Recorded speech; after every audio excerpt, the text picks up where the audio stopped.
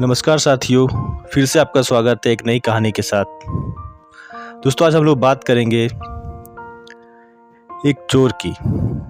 एक समय की बात है, एक आदमी ट्रेन से कहीं जा रहा था। उसके पास कीमती हीरो की पोटली थी। उस आदमी को 2 दिन और 2 रात ट्रेन में गुजारने थे, क्योंकि उतना उसको सफ़र करना था और उसे कहीं पहुंचना था। सफ़र के पहले ही दिन एक चोर की नज़र उस आदमी के हीरो की पोटली पर पड़ गई। अब चोर ने दिमाग लगाया और एक बड़ा सा बैग लेकर उसे आदमी के पास जाकर बैठ गया और उस आदमी से मीठी मीठी बातें करने लगा। चोर ने सोचा कि रात में जब सब सो जाएंगे तो मैं चुपके से उठकर उन हीरो को चुरा लूँगा।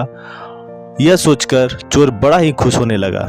जब शाम का वक्त हुआ, लगभग 7 या 8 बज रहे थे, तब चोर सो गया, क्योंकि उसे रात में जागना था और हीरे चुराने थे, इसलिए वो जल्दी से सो गया। जब उस आदमी की सोने का वक्त आया, उस आदमी ने चुपके से अपने हीरो की पोटली अपने बैग में से निकालकर उसके पास जो आदमी सोया था उसके बैग में डाल दी। और उस आदमी के पास कौन सोया हुआ था? वही चोर सोया हुआ था। यह सब करने के बाद वह आदमी आराम से सो गया। रात के जब 2-3 बज रहे थे, तब वो चोर उठा और उसने देखा सब लोग सो गए हैं। फिर उसने उस आदमी के बैग को अपनी तरफ खींचा और उस बैग को पूरा चेक कर लिया। उस बैग में उसे कुछ भी नहीं मिला। वह परेशान हो गया। सारी रात उसे आदमी के बैग को चेक करने के बाद जब उसे कुछ ना मिला, तब उसने देखा कि सुबह के 4 बज रहे थे। तब वह सो गया। उसके सोने के बाद वह आदमी उठा। उसने अपने हीरो की पोटली उस चोर की बैग से निकालकर अपने बैग में वापस रख ली। जब सुबह हुई और वो चोर सोकर उठा, उसने देखा कि हीरो की पोटली तो उस आदमी के पास ही है। उसे लगा कि मैं रात को मैंने कुछ गड़बड़ की है, शायद उस आदमी के बैग को अच्छे से मैंने चेक नहीं किया। उसने फिर से प्लान बनाया कि इस रात बैग को अच्छे से चेक करना पड़ेगा। वह चोर फिर से शाम होते ही 7 बजे जल्दी से सो गया और उस आदमी ने फिर से अपने हीरो की पोटली को अपने बैग से निकालकर उस चोर के बैग में डाल दी। चोर रात में फिर से उठा, उस आदमी के बैग को खींचा, फिर से ढूंढने लगा, लेकिन हीरे नहीं मिले।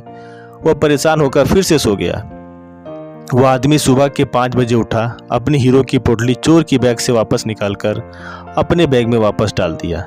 जब सुबह हुई, स्टेशन आया। वह आदमी स्टेशन पर उतरने लगा तो चोर उसके पास आकर कहने लगा, मैं जिंदगी में कभी चोरी नहीं करूंगा, बस मुझे इतना बता दो कि हीरो की पोटली रखी कहाँ है।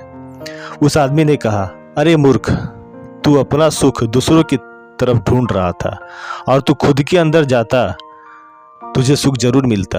अगर तू अपने गिरेबान में झांकता तो तुझे पता चलता कि तू चोर नहीं मालिक था। वो हीरो की पोटली तेरे ही पास ही थी।